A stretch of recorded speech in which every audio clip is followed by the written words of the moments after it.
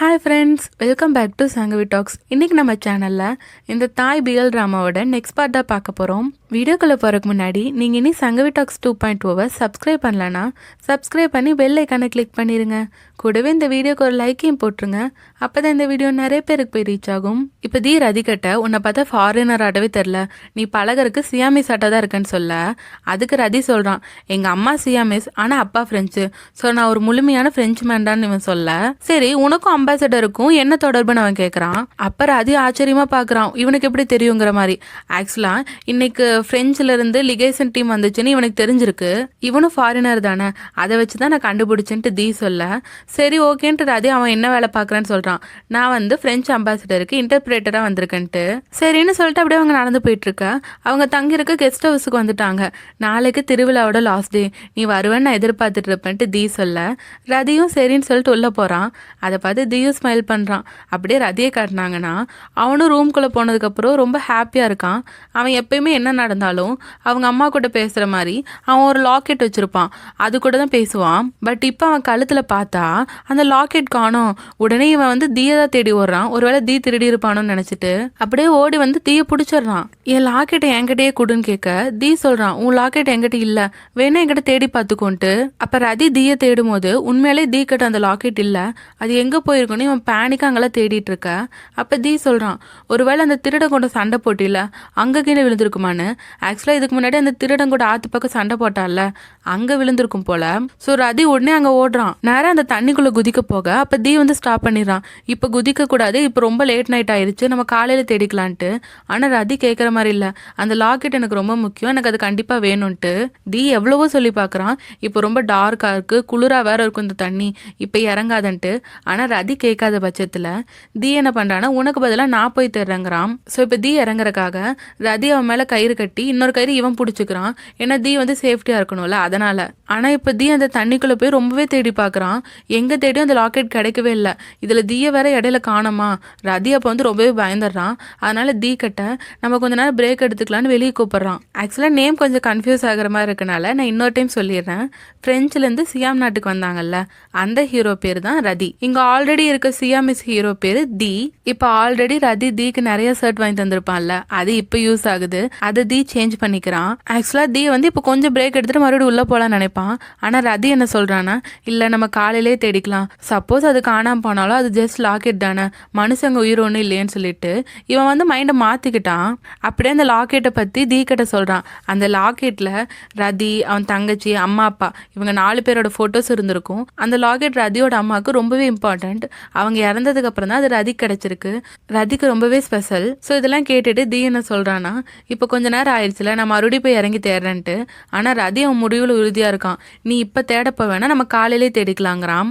So வீடியோருக்கு இன்னும் கொஞ்சம் நேரம் இருக்குது. அதனால தீ ரதியை ஒரு இடத்துக்கு கூட்டிகிட்டு போகிறான். எங்கன்னா ஒரு கோவில் தான். அவன் ரதி கிட்ட எங்களுக்கு கடவுள் மேலே நம்பிக்கை இருக்குது, நம்ம எது வேணாலும் கடவுள் கொடுப்பாருன்னு சொல்லி ரதியை வேண்டிக்க சொல்கிறான். ஸோ ரதி என்ன வேண்டிக்கிறான்னா, என்னோட லாக்கெட் எனக்கு திரும்ப கிடைச்சிடணும், நான் அதுக்காக என்ன வேணால் செய்வேன்னு வேண்டிக்க. அதை தீ பார்த்துட்டு ரதியோட லாக்கெட் அவனுக்கு கிடைக்கணும், அதனால நானும் என்ன வேணால் செய்வேன்னு சொல்ல இதை ரதி பார்த்து சிரிக்கிறான். அதுக்கப்புறம் அவங்க மறுபடியும் தேட அந்த ஆற்றுக்கு போக இந்த டைம் தீ கூட ரதியும் இறங்கி தேடுறான். கடைசியில் எப்படியோ தீ அந்த லாக்கெட்டை கண்டுபிடிச்சிடுறான். அதை பார்த்ததுக்கு அப்புறம் தான் ரதிக்கு சந்தோஷமாவே இருக்கு. இப்போ ரதி அந்த லாக்கெட்டை தொடச்சிட்டு இருக்க. அப்போ தீ வந்து கேட்குறான், உங்க அம்மா கிட்ட என்னை இன்ட்ரடியூஸ் பண்ண மாட்டியான்ட்டு. அப்படியே ரதி கிட்ட இருந்து அந்த லாக்கெட்டை வாங்கி, வணக்கம்மா என் பேர் தான் தீன்னு சொல்ல, அப்படியே அந்த லாக்கெட்டை காது கிட்ட கொண்டு போய், ஓ நானும் ரதியும் ஃப்ரெண்ட்ஸ் ஆயிட்டோமான்னு கேட்குறீங்களான்னு சொல்லிட்டு, என்ன நம்ம ஃப்ரெண்ட்ஸ் ஆயிட்டோமான்ட்டு தீ ரதியை பார்த்து கேட்க. அப்போ ரதி அந்த லாக்கெட்டை வாங்கி, நம்ம ஒருத்தங்களை முழுமையாக நம்பும் போது தானே அவங்க ஃப்ரெண்ட்ஸாக ஏற்றுக்கிறோம், நான் இவங்க கூட ஃப்ரெண்ட்ஸ் ஆகலாமான்னு கேட்டுட்டு அவங்க அம்மா என்ன சொல்கிறாங்கன்னு கேட்குற மாதிரி லாக்கெட்டை காது கட்ட வைக்கிறான். ஓ அப்படியான்னு சொல்லிட்டு இவன் தீ கிட்ட சொல்கிறான், அம்மா வந்து உன்னை முழுசாக நம்பலான்னு சொல்லிட்டாங்கன்ட்டு, நம்ம இனிமேல் ஃப்ரெண்ட்ஸாக இருக்கலாமான்னு கேட்க. ஸோ இப்போ 2 பேருமே சிரிச்சுட்டு கொஞ்ச நேரத்துக்கு 2 பேரையும் மாற்றி மாற்றியே பார்த்துட்டு இருக்காங்க. அவங்களுக்குள்ள லவ் ஃபீலிங்ஸ் டெவலப் ஆக ஆரம்பிச்சிருச்சு போல.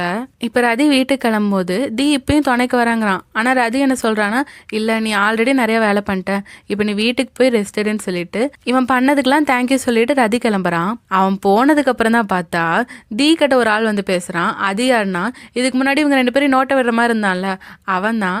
ஆக்சுவலாக தீ வந்து சாதாரண ஆள் இல்லை போல, அவனும் சியாமிஸ்ல தான் பெரிய ஆள் தான் போல. போல. இப்போ அந்த அசிஸ்டன்ட் டி கிட்ட நீங்க ஒரு பிரெஞ்சு ஆள் கூட நட்பு வச்சுக்கிறது நல்லதுதானா, அதுவும் இல்லாம அந்த ஆள் உங்களை கண்டுபிடிக்கலான்னு கேட்க, அதுக்கு தி சொல்றான், நீ வாங்கி கொடுத்த ட்ரெஸ்னால அவன் என்னை கண்டுபிடிக்கலன்ட்டு.